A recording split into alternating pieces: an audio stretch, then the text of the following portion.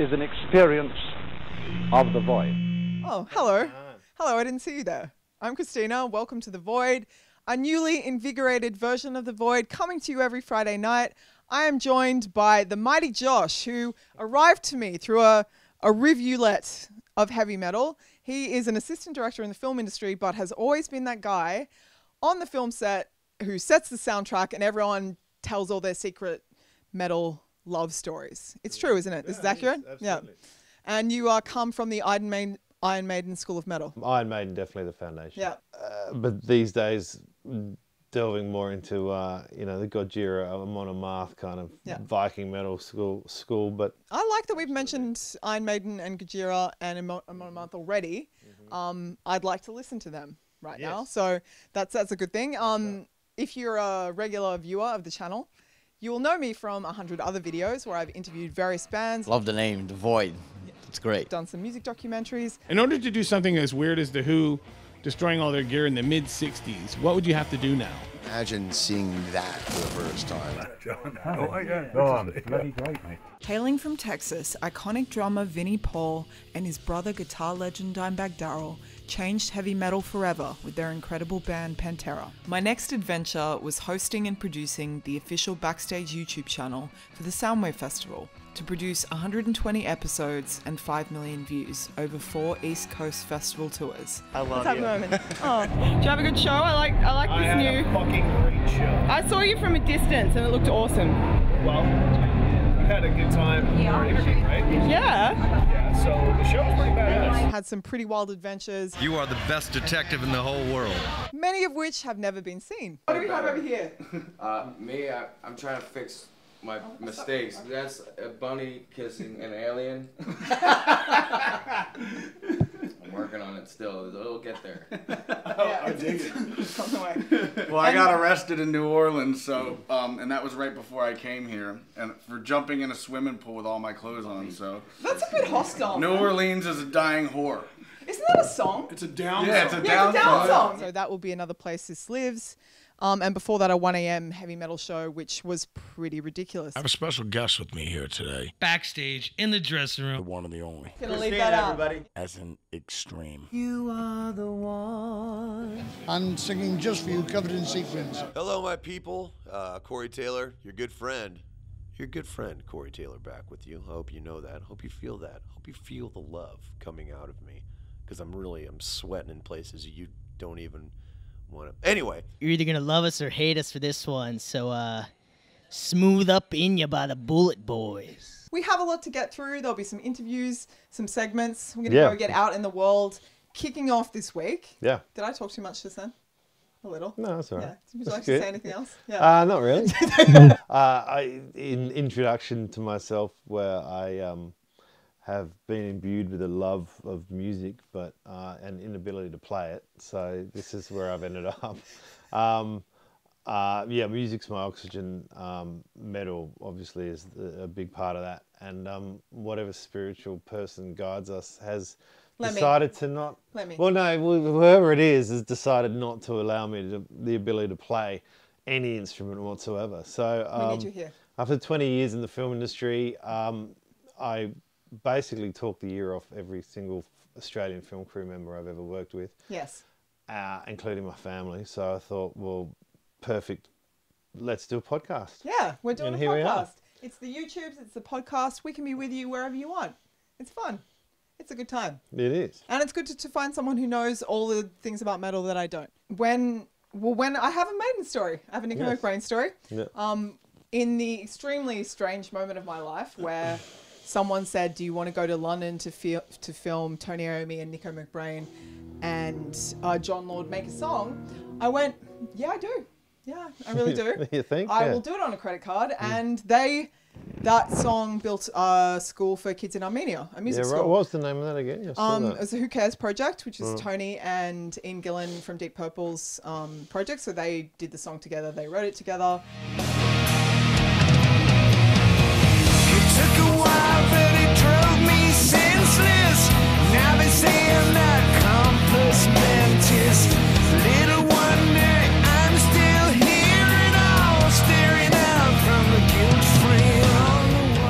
They're pretty great. But Nicko got in really early, and we went over and like saw he's got like a sooty doll on his drum kit, which most fans would know. And we went over there, and he told us a little bit about his sooty guy. Yes, you see. Don't start with me. Too early in the day. This is his space liftoff. This is the final frontier sooty. Awesome. He gave Eddie a good doing on the last tour. Natasha, our wardrobe girl, she puts a different out. Every tour there's a different outfit. And actually, when we recorded the album, we were in the Bahamas, and he was a Rastafari sooty. And a big spliff in his hand. Sooty is fucking profound. Sooty and Sweep. Sooty and Sweep. Yeah. They were little It's English silent though, things. right? Yeah. No, didn't they? Yeah, dude. Yeah, and they anyway. had that's what he's best known for. That's what they were laughing at all Sooty day. and Sweep. Oh, Being really? on Sooty and Sweep. Nicko, I don't know if you know, but Sooty and Sweep, they've been playing the drums a bit, and they wondered if we could, like, play along with you. Would that be okay? Yeah, sure. Move across there, Sooty, to your kit, and give yourself 4 in on the bass drum. Go on. Okay.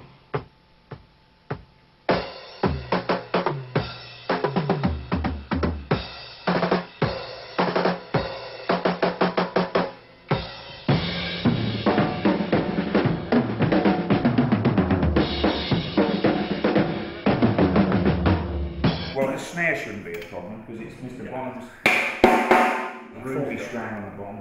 Stairway to Heaven, wasn't it? Yeah, this very room. And it's the weirdest thing, we were doing one of the tracks on Metal Life and Death, and Jimmy walked through the door and I was doing my Bonham bit in the song. Yeah. Like, it just kind of reminded me of John, and he walked in, I thought, me, just at the right time. I was quite that door there, you know. Yeah. Because Kerry was mixing the song remains the same, he was doing the remix on it when we were making the album. Yeah, phenomenal. But this room is fantastic. It's really, really loves drums. Well, I'm looking forward to just getting that room sound on it because it's what the track needs. Yeah. You know, once you've got Tony's guitar like yeah, that, I mean it's like, so heavy. I mean it is. Yeah, I'm looking forward to doing it. We are just going to have to get on with it because where does he have this? It just comes in on the end, doesn't it? It's standing alone. Yeah. Because the ones that are so close, they're rigid. The way he plays them, it won't go anywhere near the drum. It's that close. So he can do rolls, and he can roll across the cymbal at the same time. Wow. Could have the heebie-jeebies on the act. Because each drum kit he gets is, they get specially made with eddies and everything. It's like stained glass, it's amazing. What's so special about Eddie? Eddie is, you probably know this. Eddie is Iron Maiden's mascot. Is this a short question? Well, no, it's not. It's a whole episode in itself. Yes. But for the sake of this thing, I think Steve Harrison and the whole band at the time were less interested in being in front of the lens and being rock stars.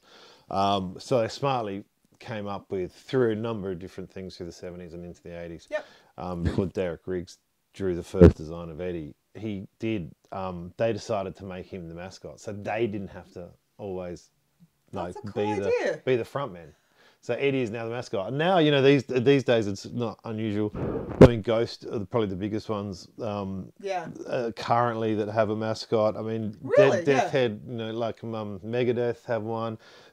Dio had Murray. You see it on the Dio album. Murray? Yeah, he's the devil with the chain. Isn't that a kind of a ridiculous name for a mascot? Am I alone here? No, but I think that's the best part. I think Dio's like, let's call him Murray. Yeah. Exactly. I think that was the whole point. An Australian band should call their mascot Barry. I think if you are a band, you should have a mascot and call it Barry. Snaggletooth? Who's a Snaggletooth? Snaggletooth. Is that a thing? Motorhead. No, Motorhead. Oh right, I didn't know its name. I knew its face. I'm pretty sure it's Snaggletooth.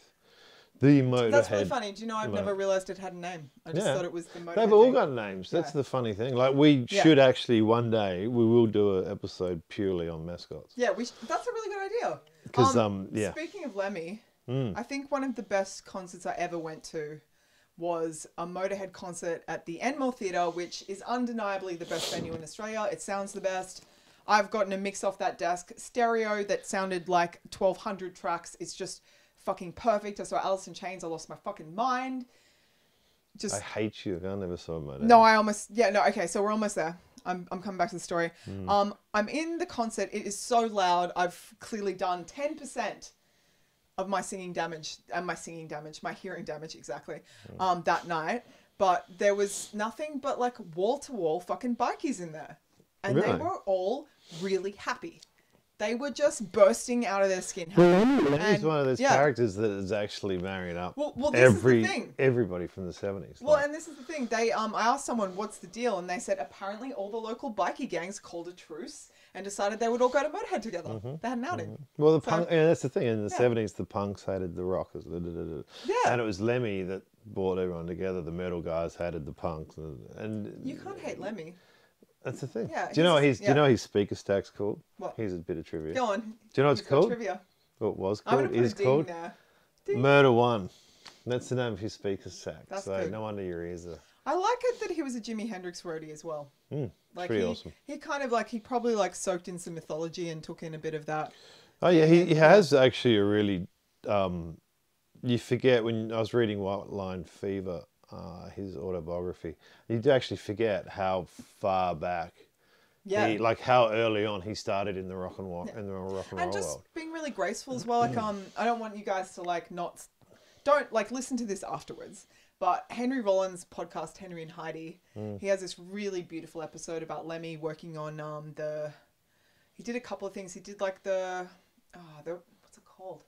It'll come back to me. But they did a tribute album where they got a bunch of different singers to do songs to raise funds for the legal fight for a bunch of young black men that were basically convicted of a crime they didn't do. So they ended up actually getting them out of prison through it. But they're just talking about how he just jumped. He was there early. He was like, oh, well, Henry, you needed me. And just like in the middle of the session, Lemmy's like, well, do you want to just come and hang out?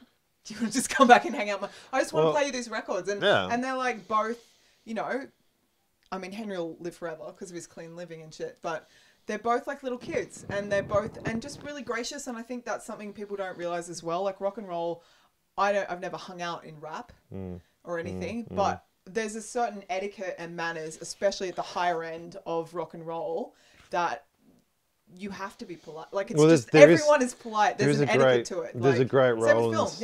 There's a great Rollins story he tells about meeting Ozzy. Yeah.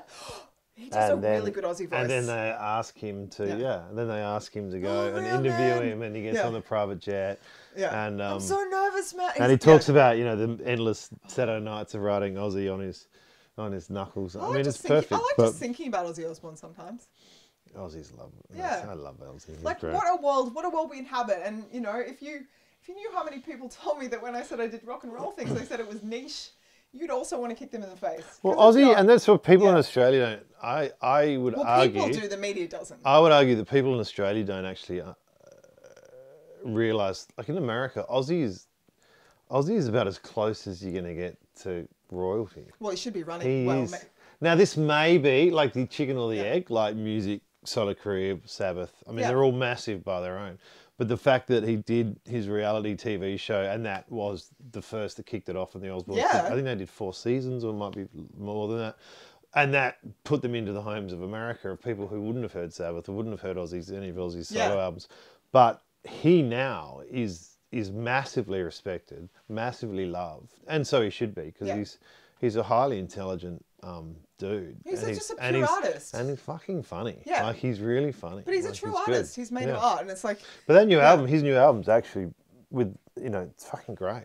Like, his new album's really good. And Sharon's amazing as well. Like, you look at Sharon, it's like, would everything have played out the way it was if she hadn't basically gone, seen what he was, and seen what he could be, and helped... I mean, wouldn't we all like a Sharon Osbourne, any artist out there, to like just... Sharon, I'm in awe of you, and I hope to one day meet you. You're a boss. Did you see the... I will talk to the camera too, Under Sharon. the graveyard, they actually have actors. They've got Jack Kilmer, who's Val Kilmer's young son, playing Ozzy. At the moment, he left Sabbath. And ended up in a hotel room. Yeah. So that whole film clip is basically that. Oh, really? I forget the name of the young actor who plays Sharon, and I'm sorry. But Sharon wants her to play her in a biopic of Ozzy and Sharon. But speaking of that, did you see this week, the news this week was that they're doing a biopic on Lemmy? Now, I don't know how I feel about that, because I'm still struggling. Who would you get to hire? I'm still struggling. Who would you get to start? Well, that's the thing.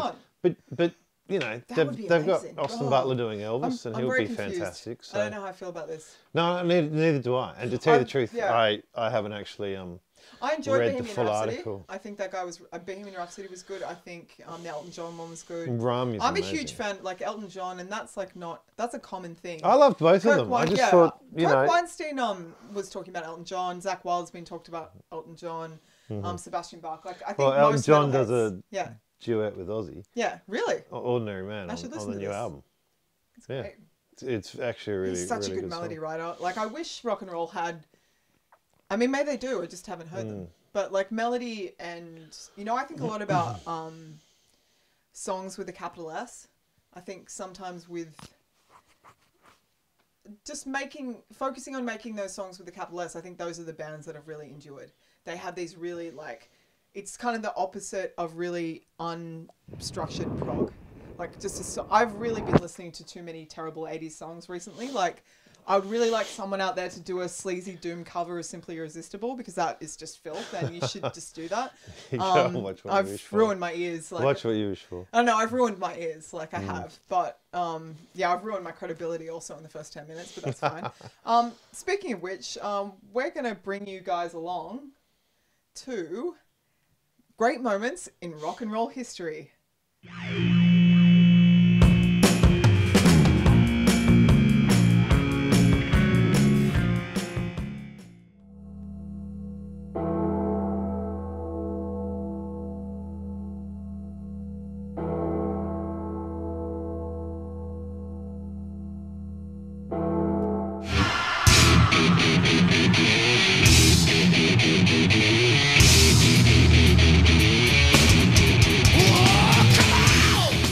I would like to introduce you to a very special segment calling upon our tentacled world of rock and roll friends around the world to talk about great moments in rock and roll history.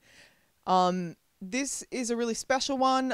I'd like to introduce you to Guy Sykes, who was the only Pantera tour manager who ever existed. Obviously, they need no introduction. They're one of the most significant heavy metals bands of the 1990s, if you will. It started in the 80s, but, they were fucking huge. Dimebag was really, the Jimi Hendrix of that era in the heavy metal world, and just this hyper creative, amazing force.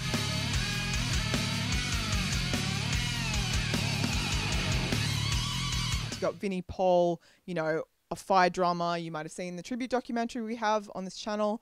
They're obviously brothers. You got Rex Brown, who's the coolest bass player ever, and Philip Anselmo, who is, one of the most seismic frontmen ever. They played a very special show in 1991 in Moscow at a very special festival, which was the first ever outdoor rock concert in the Soviet region, basically. So they opened the show. So they were actually the first band to play in that region, basically introduce Russians and the Soviet Union to American rock and roll. So how many people were there? A million. A million, so I just spoke to Guy via Zoom. He's in Texas right now. This is Guy Sykes, original and only Pantera tour manager, and legendary tour manager since then, and architect.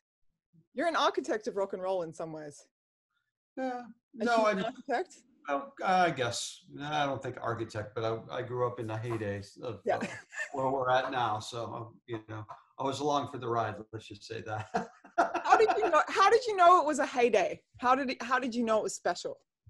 Because today we're going to talk about a very special day, but was there a moment then that you were like, oh, this is really something, and this is like a new thing? This is, I mean, the whole Pantera story was, I saw them in a bar. I worked at a bar in this little town where I went to high school in Texas, and they played, and they were doing 2 sets of cover songs and a set of originals every night, and their dad was driving them. Jerry was driving the boys to and from the gigs, and they were playing in the bars, and to see them from there up into the all the way through the end of the career was magic. I was lucky enough to be along for the ride, so it was wonderful. What was the cover song that everyone lost their mind over? What was their like king hit cover? Well, they covered everything. They covered Def Leppard. They covered Van Halen. They covered Wasp. You know, Vinny used to sing "Blind in Texas." Drums. They did Quiet Riot. I mean, it just, you know, when I started seeing them was in 82, 83. Yeah. Wow. So, yeah, I mean, that was the first time that I saw them was 82, 83. Yeah. Well, Kirk Weinstein, I was talking to him about this recently, and I was talking about why did Pantera be that band? As you know, there was a whole community of bands. They were the band that really stuck out and did something on a whole other level to everyone else. I'm like, why? And he's like, well, they were arena ready. When they got their deal, it wasn't like they were just, you know, stumbled in on a deal. They had already been working the floor, and like there was plenty of blood. There was dried blood on the ring from many years of fighting in it. Like, I mean, that was what, you know, when I first saw them, it was the whole package. They carried their, you know, not a ton of lights by today's standards, but for a club band, they had their own lighting, they had their own audio, you know, they had their own sound guy, they had pyro. Granted, pyro was homemade, but it was still pyro, and it, you know, we're lucky there weren't any deaths or decapitations. But here they were in a club, say a 500-seat club in the middle of a small town in Texas, and they had Kiss Like Flames because those were their heroes. Kiss were their heroes. Van Halen were their heroes. Def Leppard were their heroes. That's the music that they grew up with, and they, you know, they emulated that when they did their live shows. You know, so from the club days, that's, you know, that's what they were aspiring to be. You know, and again, they did, you know, as Kirk said, they put their chops in. They did the club circuit, which was Thursday through Sunday in towns in Texas and Louisiana and Oklahoma, playing 3 sets a night, you know, 4 nights a week. Yeah, you know, they would play 3 sets a night. They'd play an hour set, take a half-hour break, play an hour set, take a half-hour break, play an hour set, you know, and they do that. So one weekend we'd be in Fort Worth, one weekend we'd be in Dallas, one weekend we'd be in Shreveport or New Orleans or Houston or San Antonio or Austin or Lawton, Oklahoma, where there was a huge Army base. I mean, you go up and play the weekend, play the weekend up there. So, you know, it wasn't,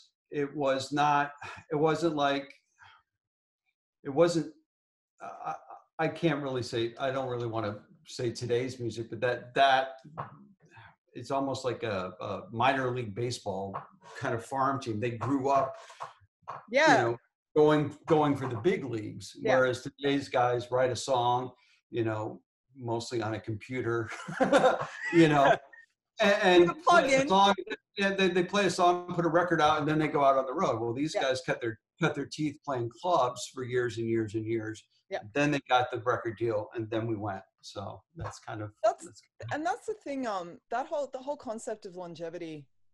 I think a lot of like really young kids don't get that it's so much about your ability to weather the storm. Everyone can have a moment. It's like, you know, and those guys, because I think this is we'll use a baseball, Super Bowl, that's football.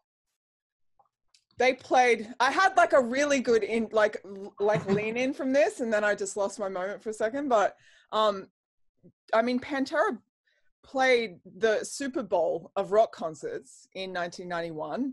You played the first ever open air rock concert in Soviet history, and they were the first band on stage. I mean, actually, we were the second band. There was really. Was there a local? I can't. You know what? I can't remember if there was a local opener or not. I cannot remember. And look, an elderly New York Times article told me that, but it could be wrong. Let's not diminish. I cannot. I mean, I remember a whole lot of. He's like, no, we didn't open because it's so special. But I can't remember if there was an opener or not. It was us, the Black Crowes, Metallica, and AC/DC. So chill. It was just a chill ass night. Like, and funnily enough, AC/DC never played festivals in this country forever. They're just like, nah, we're not doing it. We don't need you. We will fill the stadium just fine.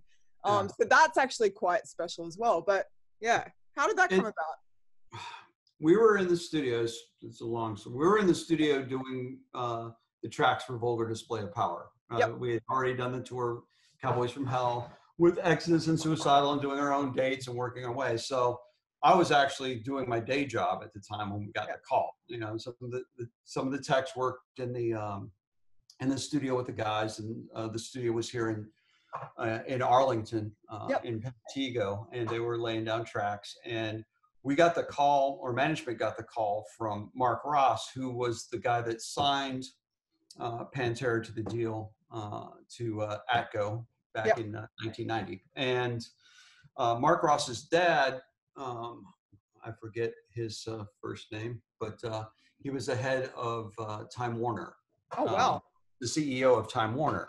So they had this grand idea to put together this huge concert to celebrate the end of the Soviet Union, the demise of communism, whatever, the change of the political structure in the Soviet Union. And they decided to put this concert together. And it was quite the ordeal because we were not tour ready. The other bands, Metallica and AC/DC, were doing Monsters of Rock, and they were in Barcelona before they were in Moscow. So we had, they put it all together, and, there were some brilliant minds doing all the logistics behind all this. You had Michael Ahern that did both of the Live Aids, London and Live Aid, and many Grammys and Super Bowls and things like that. So he was one of the production coordinators. Of course, Jake Berry, AC/DC, Metallica, he's a legend, still out there doing it to this day with U2. So, the logistics were just mind-numbing. So you've got the Monsters of Rock tour, and then us. I don't know if Black Crowes were on Monsters of Rock or if they were brought in too, but we had to get our gear ready and road ready to ship it to Europe and get it over. I believe there was about 30 or 60 days of lead time for us. Maybe it was only 30 days, but we got it together, and we flew over, and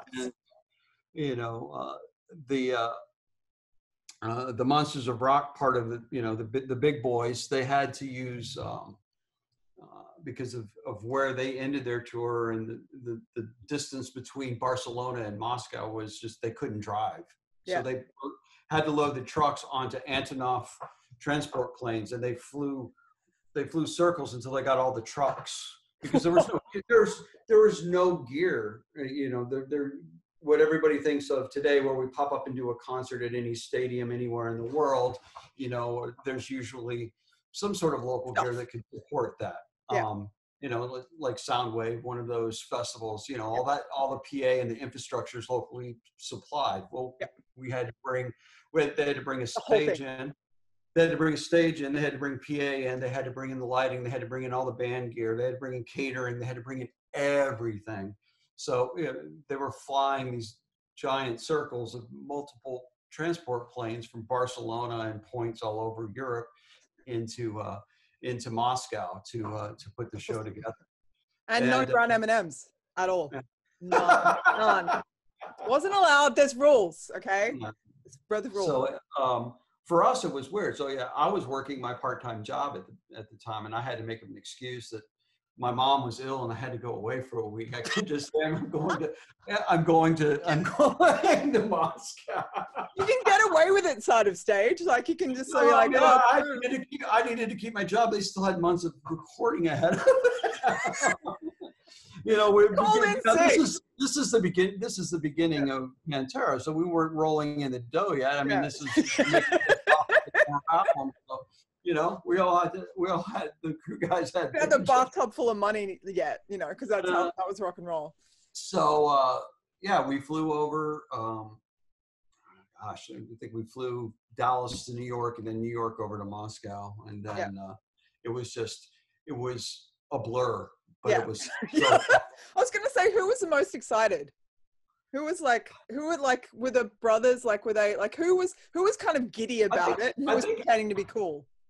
I think everybody was excited, just because everybody was excited about it, just because it was such a big deal. I mean, it was huge. We didn't know what to expect. I mean, we're like, okay, it's a concert.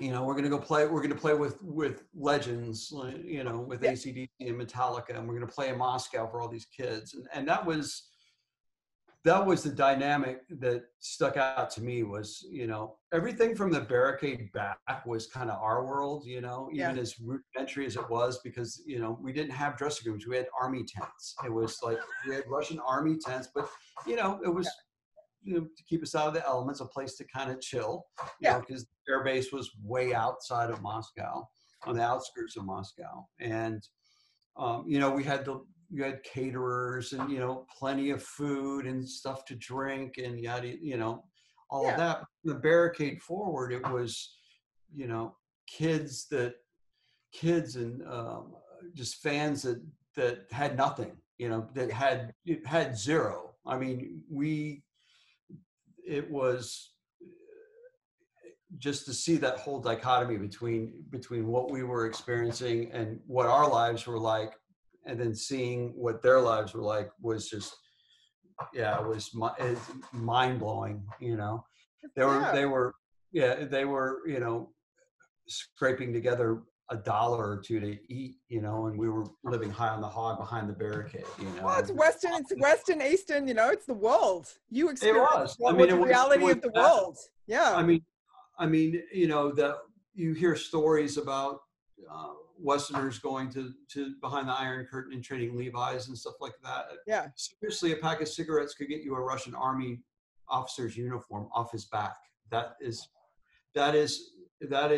nuts. I mean, there's the thing too is as it was, we weren't like the first thing there, but we were part of, you know, the beginning part of society starting to change in Russia. What did it smell like on that morning? What is the, it's a random question, but you know, why not? Moscow still smells pretty much the same as it did 30 years ago. No, it's a very oh, it's a random question. It's a very gritty, polluted city. I mean, they still use a lot of coal to heat their homes. You know, gas, you know, what are Treblants or whatever they're using, you know, and you know, the smell in the crowd was obviously a festival crowd, you know, the unbathed, you know, the unbathed in a muddy field. They are gross. Yeah. I mean, that is your death. They were ready for rock and roll. They call us the Cowboys from hell. But what I want to hear right now is the people of Moscow. Hey, hey, hey, hey, hey, hey, come on, do it!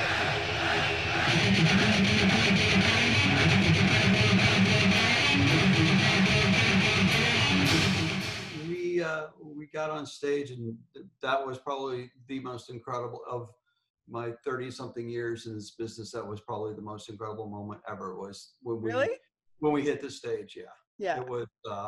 It was just electric. I mean, you know, the intro to Cowboys Ran, and then just to see all the kids, all the hair just kind of stood up on my arms. That was that kind of magical moment, because whether they knew the song or not, just the energy of over 1 million people. I mean, as far as it's hard to fathom what 1 million people look like. And it's just, it was endless. It was endless. It was endless. You couldn't see the end.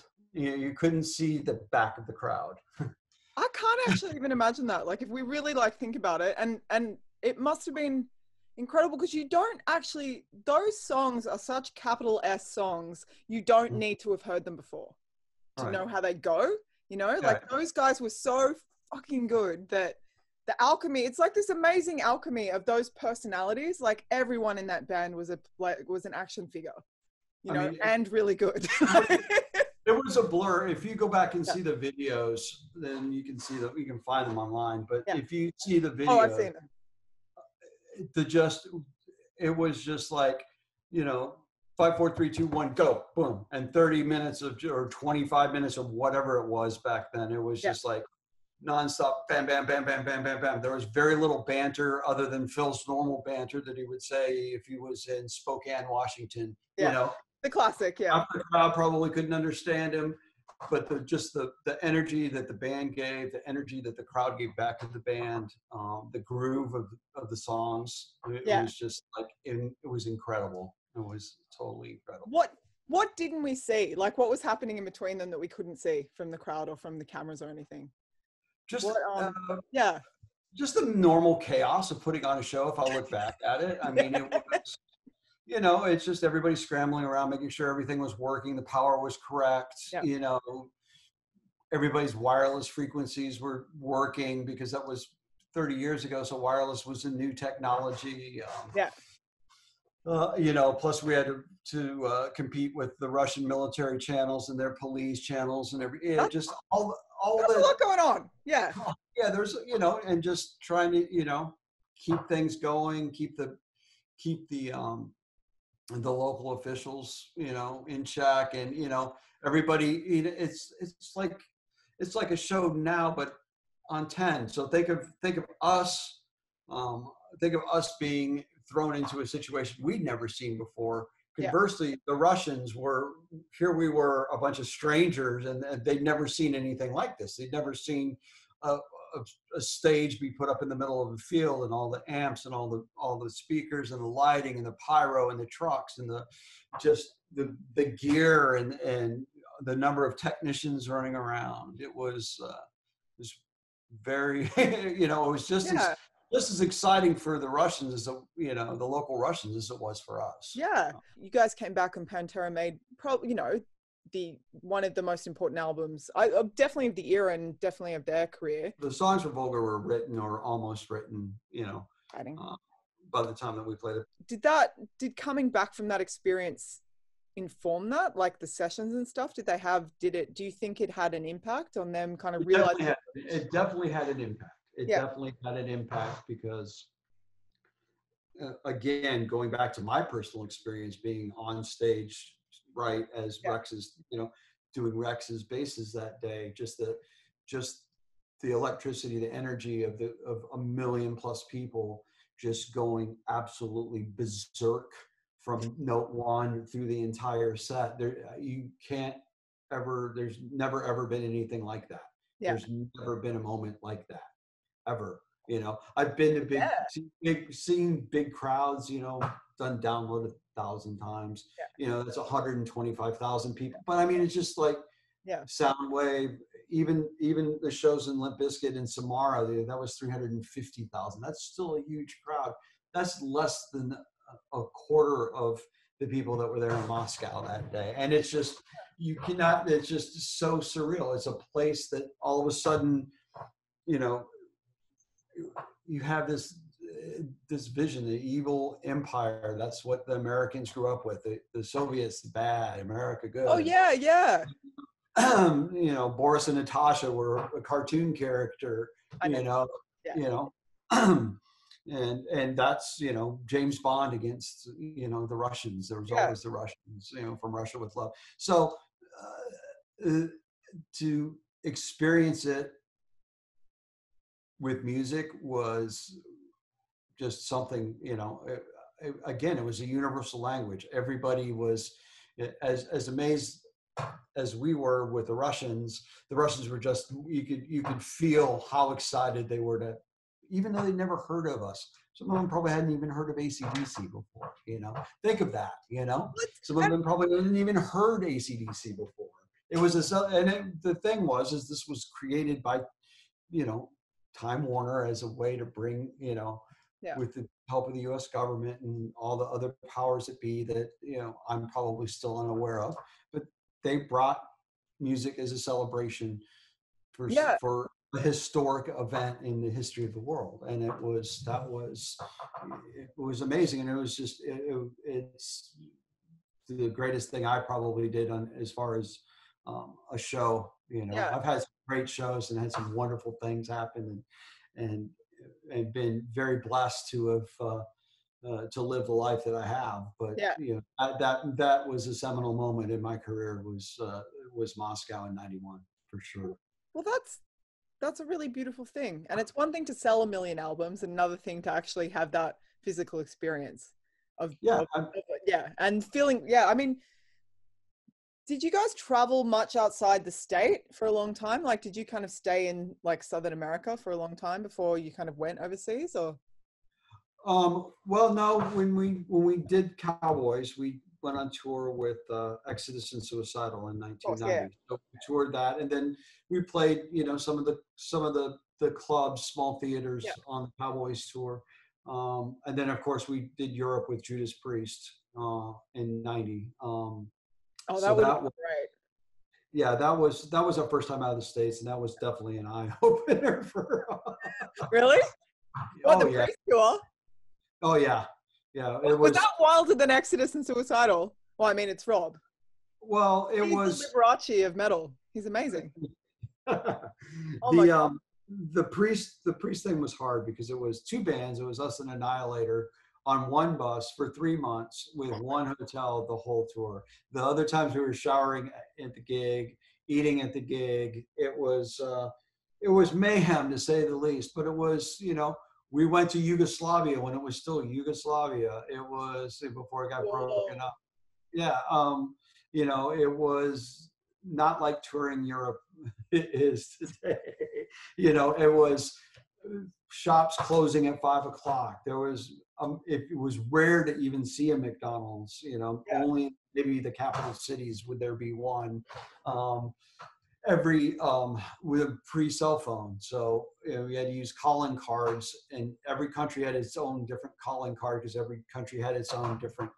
So it'd be like going from New South Wales to Victoria and having to have a different plug to plug in the wall for the electricity, for one, a different phone connector to use to plug in a telephone. And everyone's pretty drunk. Yeah, everyone's drunk. and a different currency in every. So yeah, a different currency. It was pre-Euro, so there was a Deutschmark, the Belgian franc, the French franc, the Spanish peseta, the Italian lira, the Yugoslavian drachma. Or dinar. It was the Swedish kroner, the Norwegian kroner, the Danish kroner, the Finnish kroner. Yeah, it was not the British pound. Yeah, it was nuts. I mean, you're kind of famous for being in the Volga videos and stuff. Is there a treasure trove? Infamous. What? Infamous. Let's say. Yeah. Is there like a treasure trove of unseen footage that will one day see the light of day? They're working. We're working on it. It's one of those things where video is so ubiquitous now with streaming and YouTube and everything else that it's hard to monetize it. But there is a ton of footage, and I know that both Rita and Bobby Tongs are working on Pantera home video number 4. Oh no, that's gonna be great. Yeah, it's like but all these other people do it, but it's not those. Those are the ultimate. Everyone knows they're the ultimate. They're like the metal parking lot. It was it's just like Heavy Metal Parking Lot. I love that. It's raw. It's not a reality based thing. Everybody's used to reality TV. If anyone's ever seen a reality TV show made, it's not reality TV. It's such an irony calling it that as well. There's nothing less real. No, exactly. But this is the ultimate reality behind the scenes. Obviously, there's some stuff that we staged for the camera, but that's us actually doing that. But those are real moments captured on the road, and that's what made those home videos infamous and at the same time successful. What was the most elaborate thing you guys ever did for the cameras that we may or may not have seen? I think you saw it. When we had a day off. I think it was Evansville, Indiana, or somewhere like that, where we made the big paper mache pot leaves and the big giant paper mache joint that we put smoke bombs in that Philip had, and we rolled those out on stage. They were either on skateboards or furniture dollies or something. But we made those out in the parking lot of a Holiday Inn or Super 8 or someplace in Evansville, Indiana. That was pretty elaborate. That was Daryl would come up. Daryl was usually the mastermind behind all of that. He would come up with an idea, and he's like a dog with a bone. He was not going to let it go until it got done. And that's exactly I suppose he had that rallying power as a person as well to get everyone on board. Yeah, he was always, no matter what, he was always go, go, go, Mr. Go, go, gadget, go, go, get him, you know. Is that like creative? Yeah, that's creative genius. That's coming up with something, coming up with an idea, whether it was an idea to build the paper mache things, or Bobby Tongs to dress up like something, or by somebody thinking of seeing something in a mall and making it something that made him think of somebody, you know. You're like, oh yeah, that guy, those would look great for him, or you know,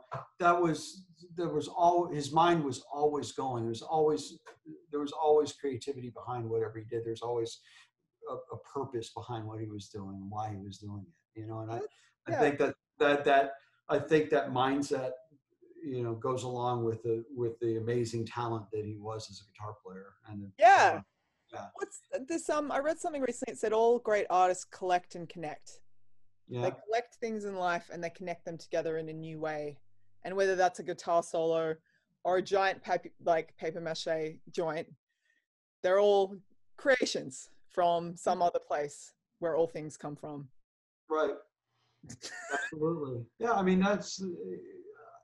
I think you hit the nail on the head. I mean, it was always Daryl, if he was at home, whether he was writing or doing his 4-track stuff, you know, just him and a guitar, or him and a keyboard or a drum machine, just making up songs, or writing stuff, or building stuff, or coming up with a t-shirt design, or designing a guitar, whatever it was. His mind was always working, always creative, always on. So. Yeah, and he would always see something in everything. That's what made him special. So he would see something, whether it was a fault, whether it was an attribute or a fault, he would always pick up on it. You know, he would see that. But that's like seeing with different eyes and different ears, and like that hypersensitive. Absolutely. Thing. Yeah. So. And I think that's why people connect with it so much, because maybe people like that. It comes from a pure spot. Yeah. It's pure. It's not contrived. Yeah, you can't get out of it. People can see through that, you know. Yeah. Some people like contrived because it feels good. The whole world feels like that sometimes. Oh yeah, but I mean, you know, there are people that but the pure essence, you know. If you see somebody, you know, that's why people are amazed when you hear a singer that does some amazing a cappella thing. They're not hiding behind tracks or an accompaniment. That's them. It's their voice. Tracks. It's pure. Yeah. I've seen people mime to a stadium. Yeah. Well, there's backing tracks. Sometimes there's technical reasons for that. But this is true. I shouldn't judge. This is your milieu. You see purity. You know, like the what was it? Is it the George Harrison? Yes, the George Harrison introduction to the Rock and Roll Hall of Fame, where Prince plays a solo on "My Guitar Gently Weeps." That's the most amazing guitar solo you'll ever see. YouTube it. It is the most passionate guitar solo that you will ever see. And Prince, Eric Clapton was asked once who the best guitar player was, and he said Prince. I could have seen that acoustic tour he did at the end, and it took like $300, and I was like, oh, $300. And then he died like a year. I'm like, fuck. Yeah, that is one of the artists that I regret not being able to see. So. He played a show here maybe ages ago, and a friend of mine went, and they said the house lights went up, and he stayed and his band jammed there for like 2.5 hours. They were like, no, we're still playing. Who's going to stop it? Unfortunately, I was unable to see him. But last time I was in Australia, I did get to see Elton John for the first time. Oh, really? Was it good? Oh, I love Elton John. I think Benny Taupin as well. Like, fuck, what a melody. Like, just the pair of them. What a lyricist. Like, Bernie's just off the chain. Like, they don't make him like that anymore. So, I have kept you a great deal of time, but I think there's some great things. Catch up with you. Hope I answered your questions. But yeah, Moscow was epic, and not just for me, but for the band, for all the bands. I think. I mean, I would imagine that if you asked James and Lars the same questions that you asked me, that they would have very similar responses, because there's no way that anybody can walk away from that show not having it touch, you know, their soul, just because of what it meant to those people, not to the people who don't want to call them, to the fans, to the people that we were playing for. That's what it was all. That's what it's all about. If you play for 5 people or 1.5 million people, the connection between the band and the fans, and just to see it multiplied, as far as the eye can see, is just, like I said, it's the most amazing show that I've ever done in my career. That's pretty exciting news. They're doing a brand new Pantera home movies. Yeah, it's amazing. Are you familiar with the Pantera home movie series? I'm not. It is ridiculous. I'm not. I came to Pantera late. Really? You're a latter-day Pantera person? Yeah, I think so. I mean, the groove they infused into their stuff, sort of, I was a Helmet kid in the early 90s. They're a good fucking band. And I don't know, I just, there are those bands that you kind of, for no other reason, yeah, you just kind of miss them, or you zag, and when they zig, and you just sort of miss them. Poetic. And then when later, shut up. And then later you come to them, and Pantera definitely, like, I've had a bunch of friends that have knew the band and were huge followers. And yeah.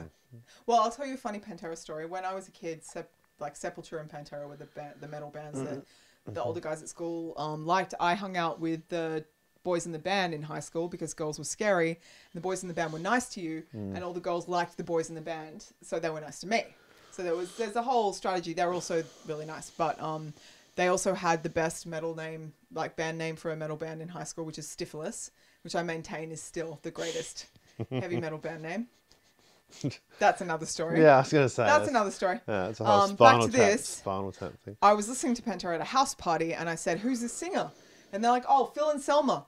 And I was just thinking, Selma? I can't hear it. Fucking. Jason Newsted her right out of the mix. She's gone. Who is this Selma?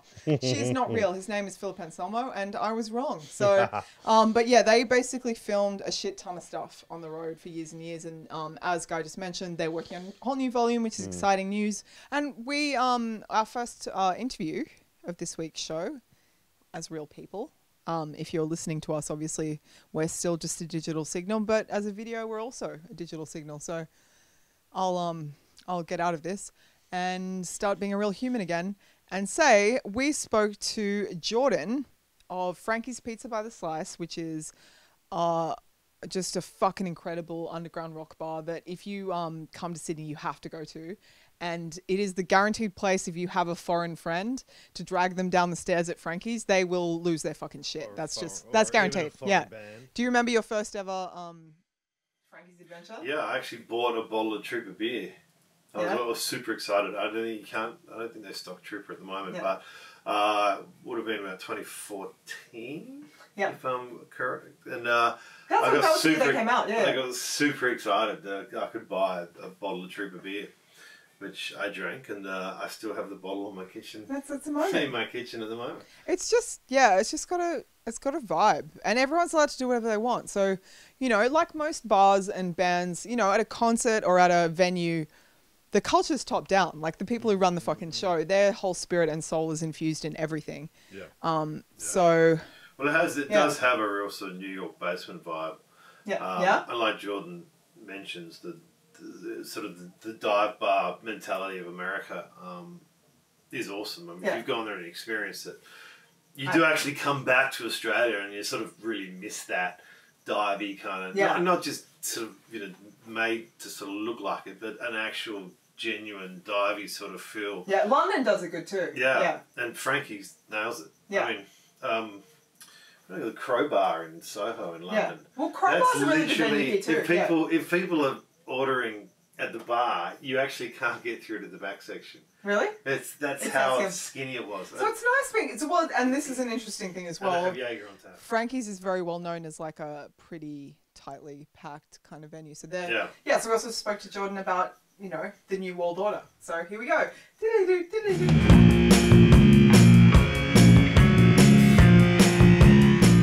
Welcome to the new void, the post-pandemic void.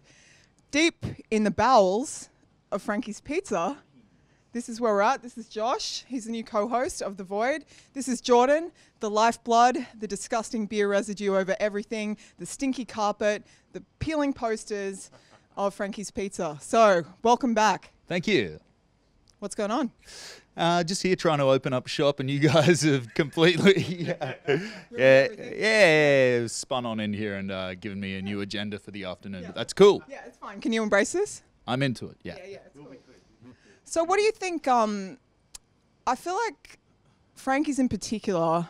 If you have never been there, which there's a good chance you haven't, it's hidden right in the city, and you go downstairs, and you basically feel like you've stepped into the past. Because Sydney nightlife has been on a decline, and this is almost like a little peak. You've unflattened the curve. Yeah. Would you not say this? Yeah. It was. We were definitely trying to harken back to an era of fun and bonhomie, late night hijinks and all that jazz that maybe got a little bit lost somewhere in the Sydney landscape. Yeah. What do you think it is about Frankie's that makes it such like this loosey-goosey kind of sexualized place? Well, because it's so different. You know, you go to any other bar in the city or anywhere, and you just don't get this. You don't get the same vibe. A very unique mix of pizza, alcohol, and music. And I think those three things form like a holy trinity of just good times, really. Perfect, like 33, 33, 33 of each, where you're getting like... Just that 1% left of just debauchery. There was never any concern that it wouldn't be embraced wholeheartedly from the people. And it was, man. Like, it was, even just from talking about it before we opened, opening night, there was like a line of folks waiting to try this thing out. You know, it was like, Jesus, like we haven't even poured a beer yet. That's amazing. I know. Yeah, we're hungry for it. What do you think, Josh? Well, no, absolutely. I mean, Australia has lacked and embracing its rock roots. Like pub rock, everything comes from like AC/DC and Rose Tattoo, and I think we've lost that. And you come down here and it's like, why is this the only place other than a couple of others? But really, in Sydney, this is it. Like, you look at Sydney as a whole city, and Frankie's is the bar. Frankie's is the rock and roll bar of Sydney, and you want to be here. You want it, like, if you're into that type of thing, you're into live music, you're into rock and roll, you're into blues rock, you come to Frankie's, because literally this is where history is going to be made. This is where the bands are going to make their whole thing. And they're supporting the live music industry in Sydney. Yeah, well, there's got to be more of that. Yeah, exactly. We got to have less gambling and more of that.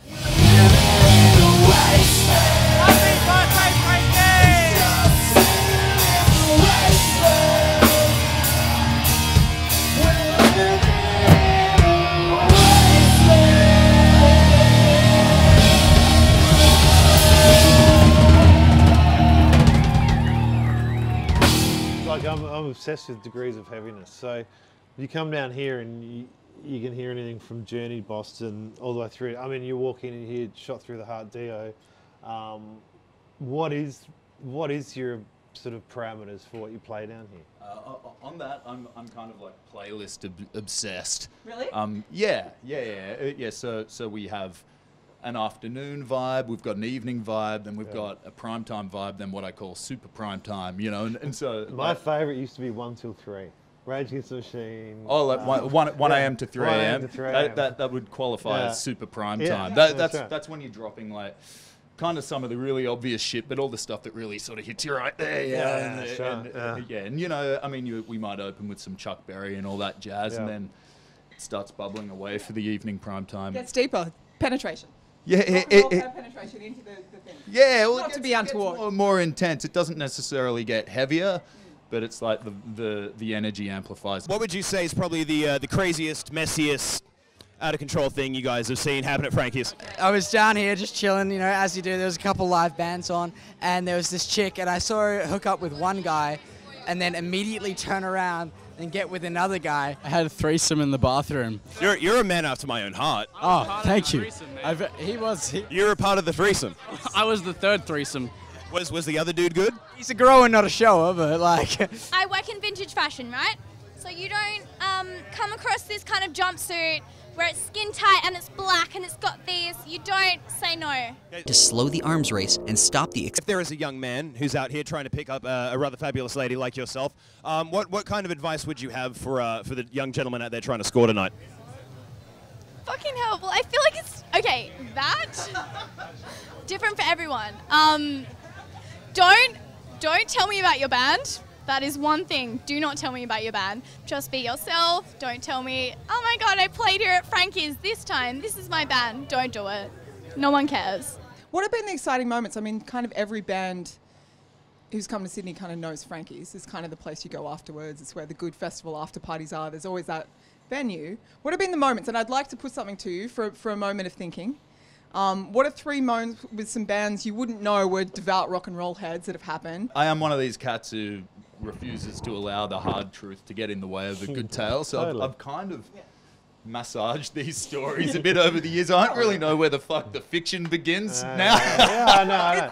But that doesn't matter. This is doesn't matter. This is folklore. This is we've always said that this is about capturing our dream time. Yeah. That's what it is. Capturing our dream time. Yeah, this is like our dream time. This is our indigenous white criminal history. Dream time. Yeah, in the present. Did I see that you had Cheap Trick down here? Yeah, Cheap. Well, that's a good one. Thank you for giving me one.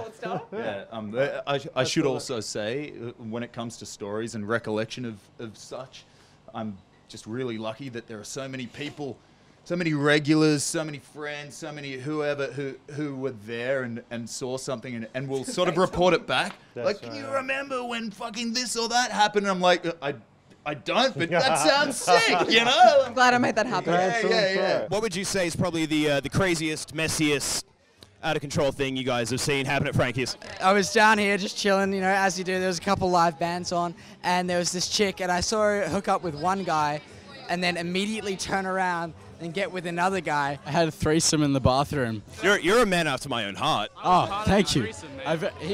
You're a part of the threesome. I was the third threesome. Was the other dude good? He's a grower, not a shower, but like... What would you say is probably the craziest, messiest, out of control thing you guys have seen happen at Frankie's? I was down here just chilling, you know, as you do. There was a couple live bands on, and there was this chick, and I saw her hook up with one guy, and then immediately turn around and get with another guy. I had a threesome in the bathroom. You're a man after my own heart. Oh, thank you. You're a part of the threesome. I was the third threesome. Was the other dude good? He's a grower, not a shower, but like... But on the Cheap Trick thing, they were in town. They were doing a couple of nights in a row at the... I don't know if it's still called this. It was called the Acer Arena at the time, and they... I think they had Def Lep on the bill or something. Anyway, it was one album, 3 songs. That's all they're good for. I'm sorry, I've seen them. They suck. Move on. Def Leppard. Foreigner, all class. I will watch Foreigner till the end of time. Foreigner, Def Leppard. This is another debate. Yeah. How long are you got? That's for a new segment we're calling I'll Fight You. Okay. And I will. Yeah, okay. Yeah, cool. So Cheap Trick, what up? Well, nice lady guy. Nice whining. They were in town and they had I guess like they were hit with the urge on a Tuesday evening to come out. That's what kind of place this is. Yeah. And on Tuesdays we do like a live rock and roll karaoke thing where there's a live band. It's all that hard rock and heavy metal classics, and people can choose a song to get up there and sort of sink or swim. And even if you really fucking eat shit, the crowd typically kind of bolsters everyone up and everyone feels pretty cool. We have a couple of hosts, one of whom's name's Dave Eastgate, who's like a terrific character, and the other is Michelle Madden. I'm familiar with Michelle. Yeah, the epic fucking matriarchal heavy metal goddess. Yeah. And she happens to be friends with the Cheap Trick dudes, and she said, hey, it's Tuesday night, I'm hosting a karaoke thing, come on in, it'll be a good time.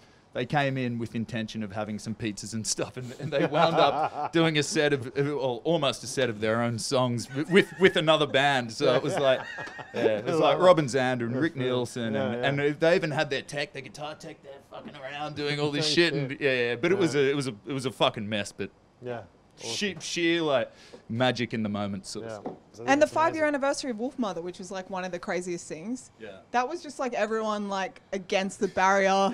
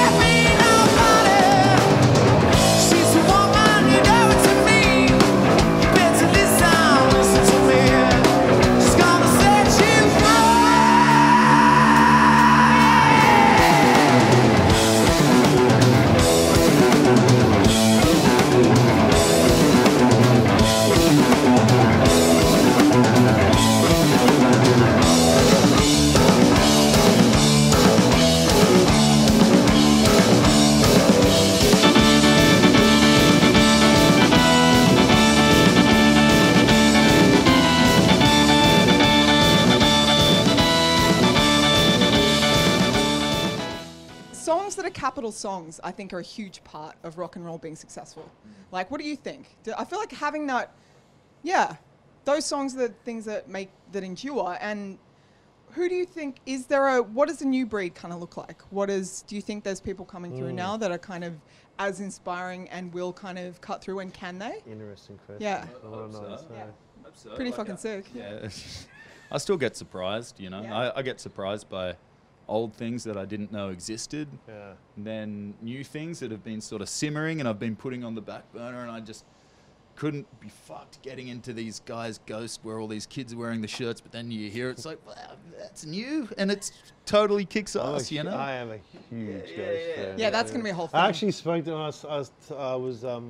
I've toured with them a few times just as being in Europe, and they're all big fans of Frankie's. Marty, Look the at all old the band. love. So funny, really? No shit. Because I said Frankie's, and they're like, oh, we love that place. We go there every time we're down Wow, yeah, because there was I think this was like tours and tours ago. No, when they were doing like clubs. 2013 or something. Maybe, yeah. They played the hi-fi. I think it was called the Hi-Fi Bar then. Maybe it wasn't. It could have been called the Forum. No, I think it was called the Forum in the entertainment quarter. Yes. And it had these silly mirrored walls. And so it was like nightmarish for any act. but yeah, they played a show there, and they were one of these acts at the time that didn't have much renown, but if you dug it, you really dug it. And and I was hearing from like a friend was like, "Hey, Papa's at the bar," and I'm like, who the fuck is Papa? And he explained,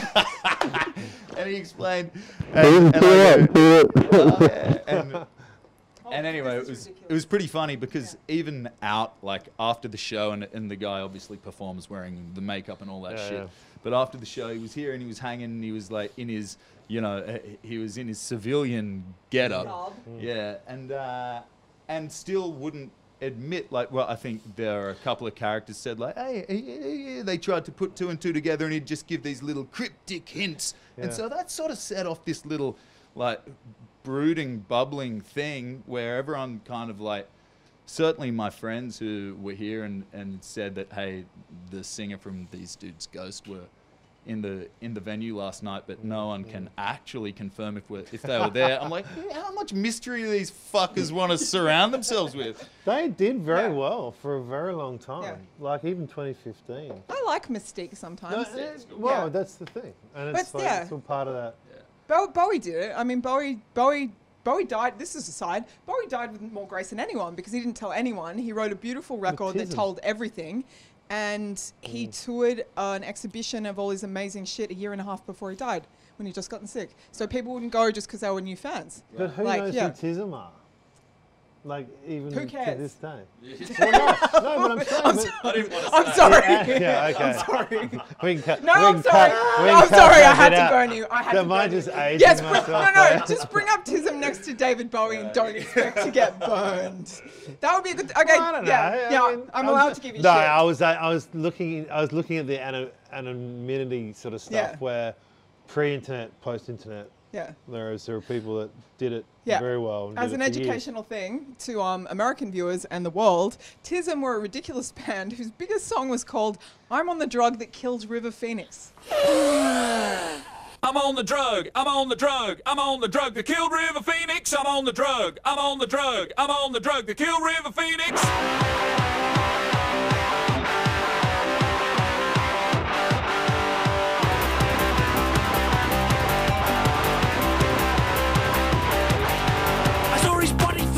I saw his pulse rate going down. I saw him in convulsive throes. I said, I'll have one of those. What Frankie's does better than any venue in Sydney is the mix is always, it's a real mix of people. It's a hot pot. Like the idea of it, the Studio 54 thing of only beautiful people coming in. It's like, when the fuck does it, where's the interest then? I think the most notable thing I've ever seen is King Parrot playing here, and there was a fucking circle pit in here. Yeah. What I did want to ask you though is, I came down on the Monday you guys opened up post-COVID, so everyone will know that we're post-COVID world. We're in the process of opening up all the hospitality venues in Australia because, like New Zealand, we've kind of done it well. and somehow managed to get on top of it. Yeah. Fingers crossed. But you guys, when I came down on Monday, you know, Frankie's is a slightly different place at the moment. You guys have adapted beautifully to it's early days, what you need to do. How did you guys come up with that plan, and what was the idea behind that? Because it's amazing that you guys are open, and we're open a lot earlier than some of the other places, and change the way you do things. Yeah.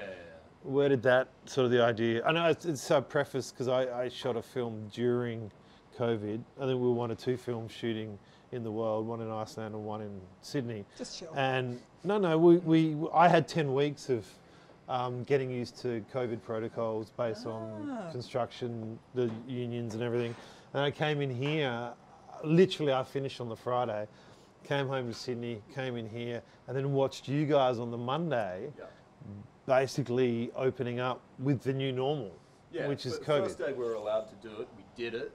There were like a number of new considerations, obviously, that we had to do, but like our prime prerogative was to like not try and reinvent this joint. It was like, if we can just continue to do as much as what we do and what people already dig, you know, still without, you know, being irresponsible and all that shit, that's the way we're going to do it. And so, you know, we're sort of like, we're walking the fine line, you know, where like it still needs to feel like, you know, when you come down here, I don't want to be I don't want to be a school teacher to anyone. I don't ever want to tell anyone to speak a certain way, dress a certain way, or fucking sanitize their hands if they don't want to.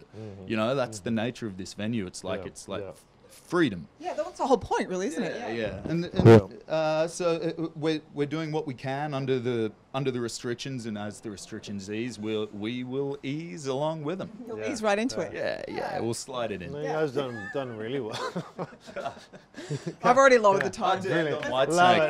Okay, so one more thing. What are 3 amazing Sydney bands that people should check out that they might not be able to find any other way? There's a new band that's like a tri-guitar act. They've got like essentially 3 virtuosic guitar sick motherfuckers. They're called Battlesnake. They're so much fun. Oh, really? Yeah. There's like a heavy doom act called Sumeru, who I just love. Great. Yeah, they're super duper heavy. And there's a third, like one of my favorite bands since years before this place opened, and they've always been sort of pumping and churning, called The Dead Love, and dude, and I love them. But then there's like a new breed, all these dudes who are showing up, and guys and girls who have like just like the fire in their belly, who just keep showing up. There's a new act called Fangs who are pretty fun, and I don't know, it's an exciting time for it. We'll see more like now that we're back in the saddle. Could we have a renaissance of rock music? Because I don't think any industry's been hit harder than live music, and can we have a renaissance now? Hope so. Yeah. Okay, final one. I swear, you can go then. Can you tell us a bit about like your background as a musician and stuff, and the people who run the place? Because I think culture's always top down, especially in a venue. So can you tell us a momentary moment about you guys? Yeah. Well, all my partners in the venue are like hospitality dudes through and through. I've always been like a music guy. And through that, I'd do a lot of touring and stuff. And there was just one venue that I found in Sydney that I loved and sort of reminded me of like the dive bars in the States and shit. And so I'd gravitate to that place a fair bit. And got to know the owners there, and we'd talk a lot. And then they sort of said, hey, we want to open this like hard rock joint. You're grossly unqualified, but join. Go, let's do it. That's the best way to do it. That's the only way to do it. And just here we are. in. Yeah, it's magic. Well done, man. It's one of the. I mean, whenever I'm overseas and you talk to people, artists, and they're like, "Oh, Frankie's, we go there every time we're down." So well done. It's an amazing place. Thank you. Thank you. The heart and soul of Sydney. Guys. Thank you. Are we going to embrace it? Are we going to get in trouble? Oh, shh.